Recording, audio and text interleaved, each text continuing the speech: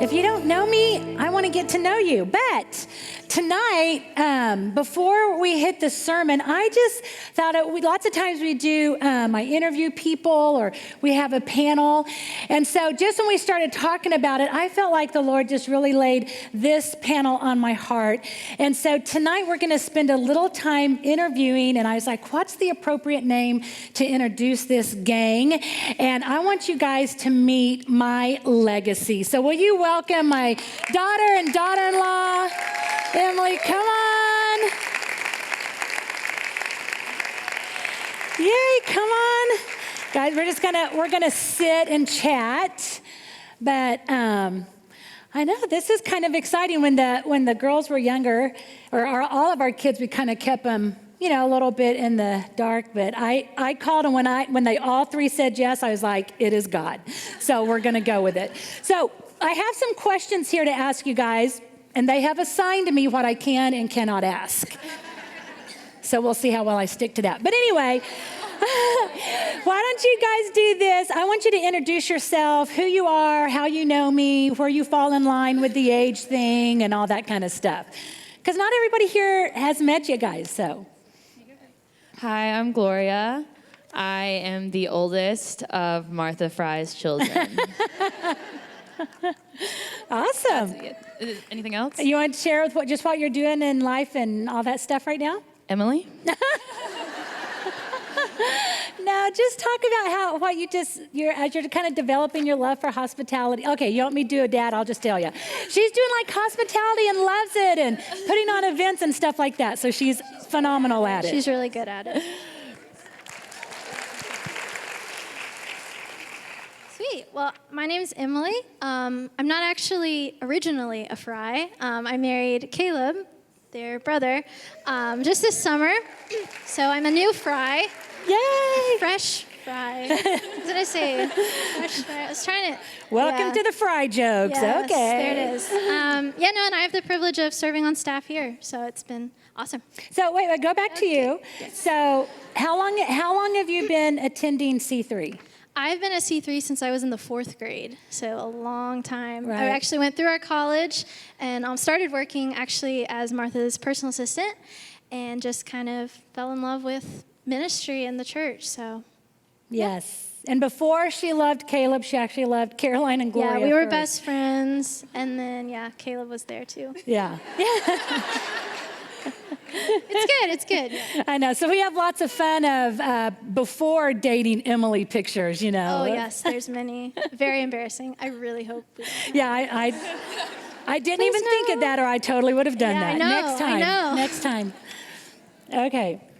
Hi, I'm Caroline, and Fry is my maiden name. I'm not a Fry anymore, so I'm an old Fry. She's the fresh Fry. I'm the second child, so the middle child. If you're a middle child, you understand my pain right now. Yes, someone was like, amen. I work on staff here at C3. I was 2 years old when we started the church, so I've literally grown up with the church and went through the college, like Emily said, and now I have the privilege of serving on staff.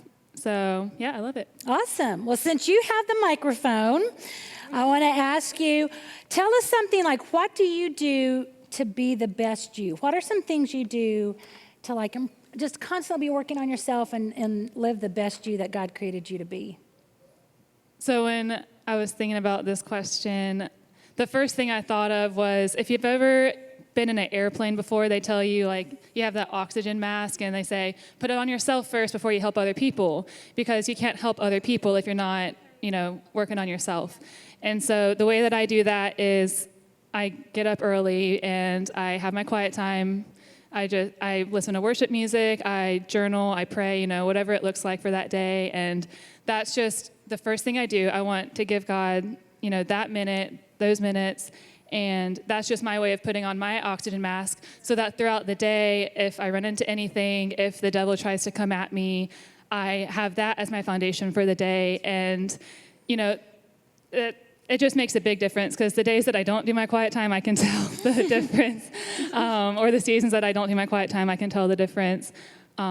Yeah, so I think that's the main thing that I would say. Awesome. So Emily, how about you? What do you do to be the best you? Yeah, so I think for me, I have to watch how I spend my idle time, like the time when I'm not busy doing something or, here working or have something to do at home. So I think it's really easy for me to just kind of get on Instagram or get on social media or just to kind of fill my idle time with things that aren't really productive or beneficial. And I've just noticed recently I've kind of been keeping social media off my phone. Like I'll download the app, the Instagram app when I want to get on it, but then I'll delete it. Because if I have it, I just it's like my brain's wired to just immediately go to that. Right. And I really want to not do that because I know it's when I read, when I'm outside, just enjoying nature that I feel closest to God. And so those moments can be so distracting. And I feel like I am my best self when I'm intentional with how I spend that time. Awesome. So. Yeah. Emily, thanks for giving us permission as a young person to delete Instagram. Okay, so. Honestly, it's changed my life. I know. So, Gloria, let me ask you this. How do you find strength when you're going through hardships? Well, this question is pretty relevant to my life, as the past year has been a series of hardships. And I think that for me, it's like knowing that if I want to be gold, I have to go through fire, and knowing that God's going to walk through that fire with me, and he's going to be in the lion's den with me, and he's going to be in the valleys with me. And every day, like when I'm going through hardships, some days it's just like, get up and brush your teeth. It may take me till 1 o'clock after my coffee to brush my teeth, but girl, brush your teeth. It's like knowing it's a mindset thing for me. And then on top of that, like seeking out help. And one big thing I think Mom can say that I've done in the past 6 months is I have sought out help through my hardships. There was probably about a year that I went through hardships where I didn't seek help, and I went through it alone. Of course, God was there with me. Like he was absolutely 100% there with me. And when the devil was chasing me, God was chasing me harder, but he put people he put humans on earth for us not to have to walk through it alone. And so I think one of the biggest steps was seeking help from first my family. And during the hardships, right, calling my mom, saying, book me a flight home. And then the second one was definitely seeking professional help through a therapist, and it's not admitting weakness. Right. And God builds people in the valleys. And one day, Awesome. one day I'm going to stand on a mountaintop, not because of anything I did, but because God carried me up that mountaintop, and my family and others around me carried me through that. So if you're going through hardships, wake up, brush your teeth, and ask for help. Yeah. Good.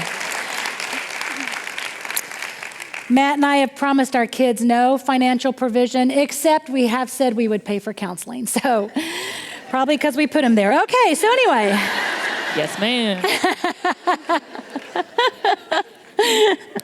So, okay, Gloria, since you have the microphone, let me ask you this. What is the biggest challenge you have faced as a PK, which stands for preacher's kid? Okay. Yeah, preacher's kid. Do we have an hour? Or? Just a few more minutes. Okay. No, I'm just kidding. The biggest challenge I faced as a preacher's kid was there is such thing as spiritual warfare. If you don't believe it, just wait. It's coming. And the devil loves pastors' kids. It's like his favorite side hobby is attacking pastors' kids. And it's, I think, been apparent in our life, like for a while, our whole lives. But I think that as the devil attacked me so many times through my life, and the devil chased after me, and me and the devil became really close friends, God chased after me 10 times harder. And so every time I look back in my life and I see the challenges that I faced as a pastor's kid, and being under a microscope and having expectations set on me that I didn't want to have, God has used that for me to sit here in this exact moment and talk to you. And every time I want to sit here and complain like, oh, I had to sit on the front row. I had to do this. Everyone's watching me. My skirt had to be to my knees, all that stuff. God has turned around and used that times 10. So every time the devil and his demons got all up in my head, which girl they did, trust me, God said, you taking my girl away. And so I think that the hardest thing as a pastor's kid was the devil chasing after me, but the biggest like turnaround from that is like God chasing me harder. Yep. So good. So good. Thanks for that. I know. Crazy. Because, Satan can attack Matt and I, and we come up against him. But when he messes with your kids, that's a whole different story, right? So, Caroline, why don't you answer that question? What was one of the biggest challenges you faced as a PK? Well, kind of like Gloria said, like since like our early years, the devil's been like coming after us. And so the first like memory that I have of, just a label being put on me as the pastor's kid was when I was like 7 or 8. And we have C3 kids here, and so I was in that, and we were in our small group time, and the teacher asked a question about like a typical Bible story, like, one that we all would know, like Noah's Ark or something like that, and nobody knew the answer, but the kid said, like, well, Caroline knows the answer, her dad's the pastor, and I was like, I don't know the answer. But I didn't say that, and I was like, oh my goodness, I'm supposed to like know everything. My dad's the pastor, and I'm only like 7 or 8 years old. So the devil like we didn't have tissues up here because I knew that this would happen. I know, tissues, come on. I know somebody in here has tissues. If not, you guys are all going to need them. Of all the fry girls, I'm the one that cries the most. We all have one. You're good. So the lie that the devil put on my life was that I have to be perfect and I have to keep the mask on because our family's under a microscope. So middle school, high school, you're at summer camp. They're all like, take the mask off, be honest, be real, be who you are. And I never did because that label was just put on me. And it started in elementary school with a simple Bible story and an innocent kid just saying like, I'm supposed to know the answers. And so I remember when I went to college, and it was like my first time being in a different environment than C3, because I went to a college in Alabama. It wasn't at C3 college. And that's when I truly began to find freedom in that, because I wasn't the pastor's kid anymore. And I was able to take the mask off because no one, it didn't matter who my family was. And I just began to experience so much freedom in that. And wow, when we share with other people, the freedom that we can experience is so much greater than obviously when we keep it to ourselves, because that's when God is able to work in our lives. And so if you're like that and it's easy for you to keep the mask on, I would just encourage you, take it off, because at the end of the day, it's your freedom that matters. Yeah. And you just be brave and take the mask off. Yeah. And so that was definitely one of them. Yeah. Oh, so good. Yeah, I love that. It's one of many stories, but no, thanks for sharing that, Caroline. That's awesome. Because sometimes even without knowing it, we can just put a mask on somebody. And that's why no matter how great of a person you are, how great of a person in the moment, just even my words that I think I'm trying to be encouraging, Satan can twist them in somebody else's mind. That's why we all need a savior and stuff.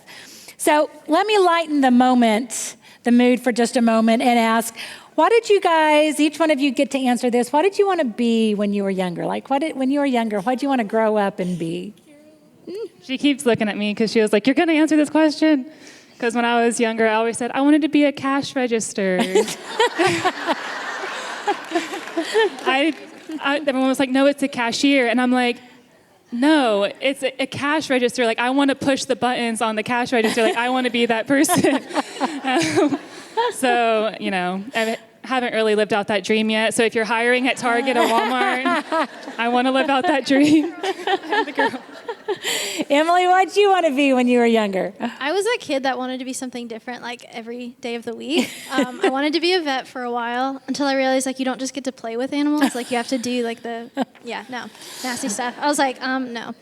I wanted to be Nancy Drew for a little bit. I loved Nancy Drew. I thought that was something I could, And then later, like in high school and stuff, I actually wanted to major in vocal performance. So it's kind of cool. I get to live out part of that passion here. So Awesome. Gloria, how about you?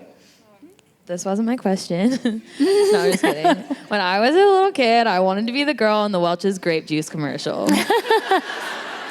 I remember standing in the kitchen with a cup of orange juice. Do you remember this? And I was like talking to myself, doing the whole little thing. And my mom walks in and just starts laughing. And after that, the dream was like, I think I'm good. Too much embarrassment. So moms, if your girls aren't dreaming very big yet, just affirm them. You know what I mean? It'll come. It'll come. So who is the one person that you believe God put into your life for a reason? Gloria, you have the mic. I've had the mic this whole time. They're sharing it. Can you say that one more time? Okay. You put your name by this one. Okay. Who is the one person that you believed God put into your life for a reason? I thought about this question for a long time because there's so many people that I could put into this. But like truly, like who has really shaped me and who has really made me who I am today is all the people that have hurt me. And the people that have ripped my heart out, and the people that I have sobbed hours over, the people that made me question who I was because my heart was so broken. And like, yes, the positive answer is my mom and my amazing therapist, Bonnie, and like my family. Shout out to my therapist, y'all. Y'all don't even know. But seriously, like really, who did God put in my life? Like he put those crazy girls, like he put those girls that, you know who I'm talking about, Mom. Yeah. He put those crazy people in my life. And like, if I can take that and say those people that hurt me, that if I can think of it as like God put these people in my life so that I can sit here and say that, so I can sit one day and look at my daughters and give them advice, or if I can sit there and look at their daughters one day and give them advice because of two girls that like wrecked my life, or a couple girls that wrecked my life, then that's who God put in my life for a reason. Awesome. Thanks, Gloria. So shout out to Bonnie. I will tell you this, that she went to college with Matt. Her and her husband went to college with Matt at Liberty University and stuff. So, hey, girls you know right now may come back and help your kids one day. So love the girls in your life. You know what I'm saying? So awesome. Thank you, Gloria. Okay, Caroline, how about you? Who is the one person that you believe God put into your life for a reason? So I have two answers for this. The first one is like all the leaders that God has, or mentors that God has put in my life throughout the seasons, because like I've been here my whole life, but like people come, people go, and God brings different people into my life as a mentor for different seasons, for different reasons. And sometimes it's easy to look at when people leave your life, or don't respond, or you're not as close as you used to be. It's easy to look at that and be like, oh, why aren't we as close as we used to be? But sometimes God just puts people in your life for a season, for one specific reason. And when I began to realize that, I was like, oh, okay, so I can be thankful for that season, that relationship with that person, the truth that they gave me, and now look at the new person that God brought into my life and how they're pouring into me.